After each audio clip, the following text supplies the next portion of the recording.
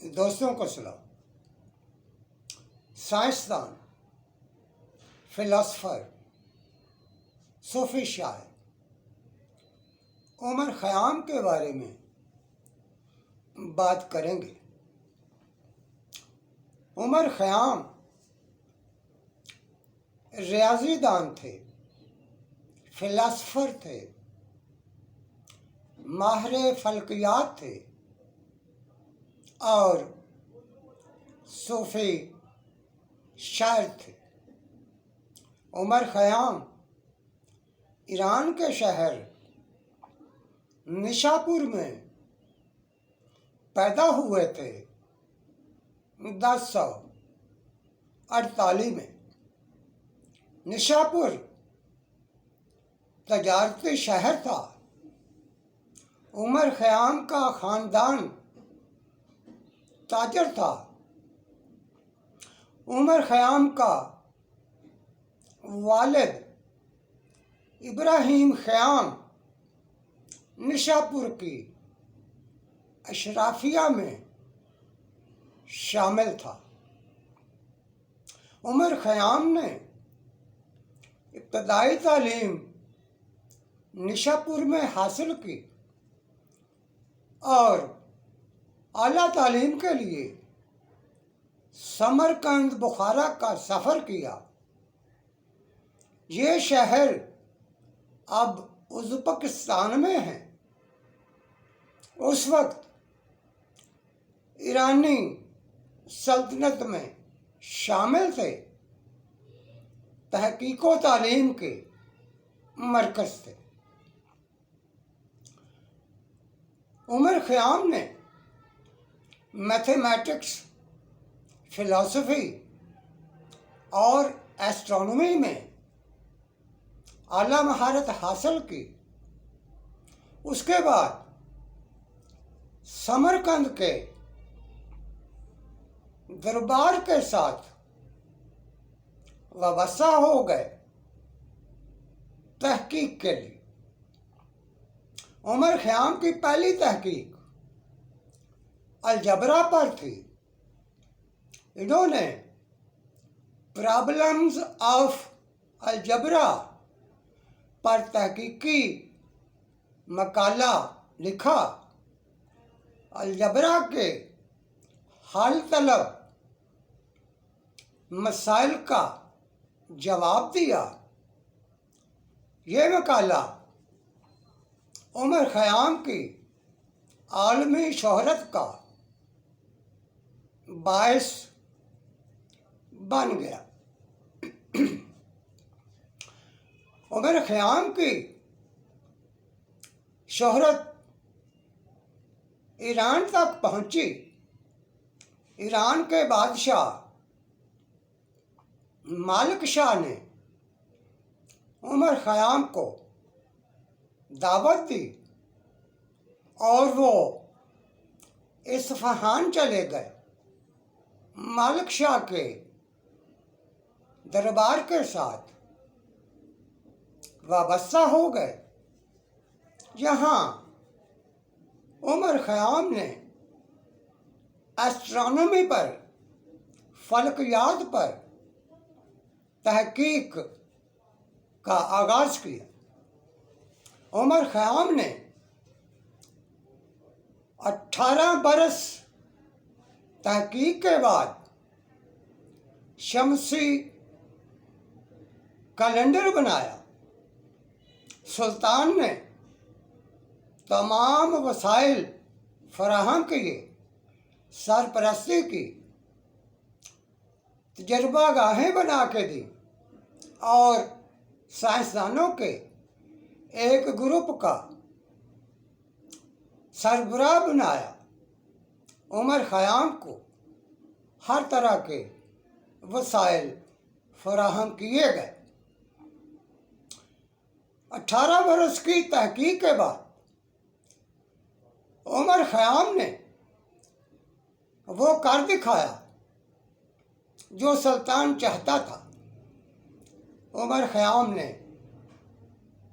Calendar बनाया, शमसी calendar, जो आज तक दुनिया में इस्तेमाल होता है।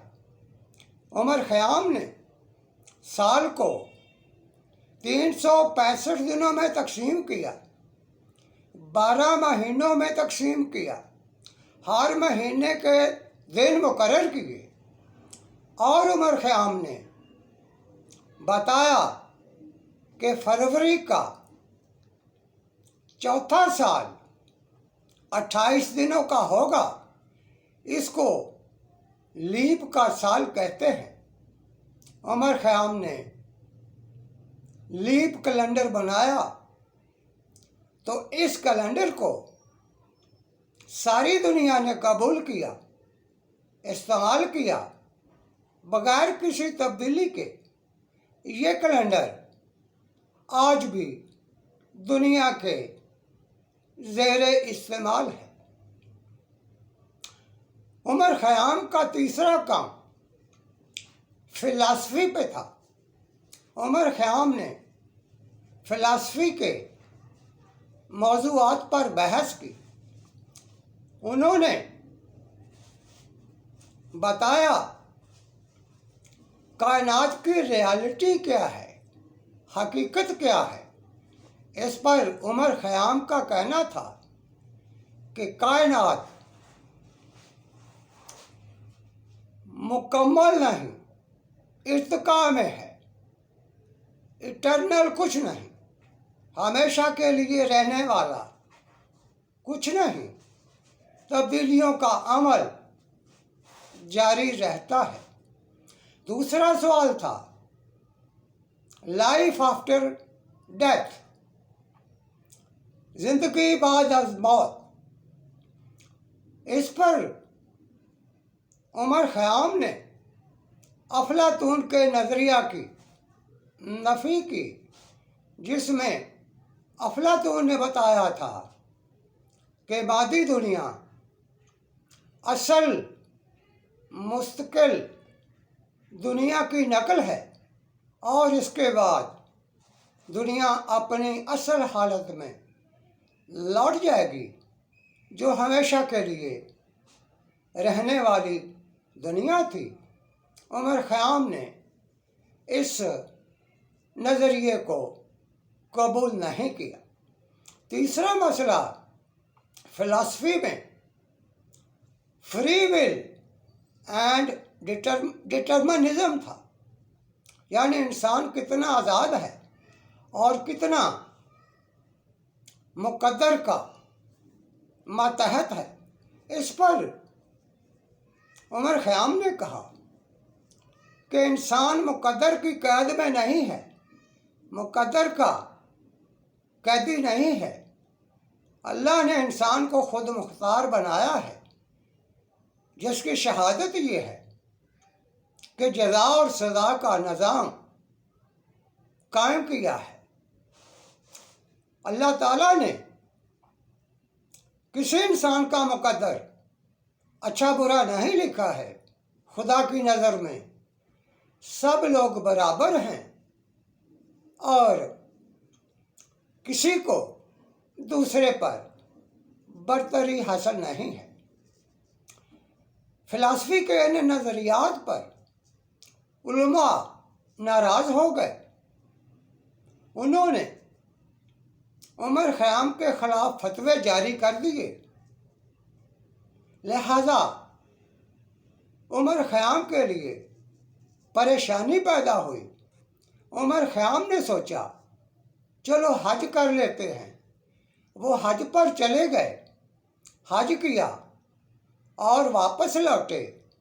इस्फ़हान में सुल्तान के दरबार के साथ दोबारा से वाबस्ता हो गए, मगर यहाँ एक बड़ा हादसा हो गया। सुल्तान मर गया, कत्ल हो गया और सुल्तान के ख़ानदान में खाना जंगी शुरू हो गई। इक़्तिदार के लिए साइंसदान गैर महफूज हो गए। अपनी जान बचाने के लिए साइंसदानों ने इस्फ़हान से फ़रार की राह इख्तियार की। और इसी तरह उमर ख़याम वहाँ से फरार हुआ और अपने आबाई शहर निशापुर में आ गया। निशापुर में उमर ख़याम ने अपना स्कूल बनाया और तालीम व तरबियत का आगाज़ किया। उन्होंने नौजवान बच्चों को फ़िलासफ़ी, फलकियात, सूफ़ीज़्म और दीगर उलूम में तालीम दी। उमर ख़याम ने यहाँ अपनी शायरी मुरतब की। उमर ख़याम सूफ़ी शायर थे। उन्होंने शायरी का नया असलूब बनाया। उन्होंने रुबाई लिखी।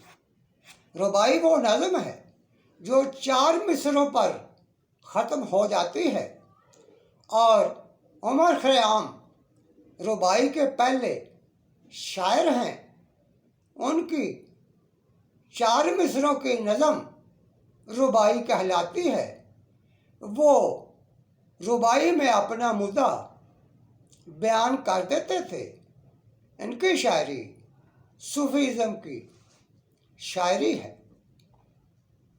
इस्लामी दुनिया का बड़ा साइंसदान, फिलासफर, माहिर फलकियात, मैथमेटिशियन, रियाजीदान और सूफी शायर 83 बरस की उम्र में फौत हो गया। 1131 में निशापुर में उमर ख़याम का मज़ार है। दुनिया से लोग आते हैं, अक़ीदतमंद ख़राज तहसीन पेश करते हैं।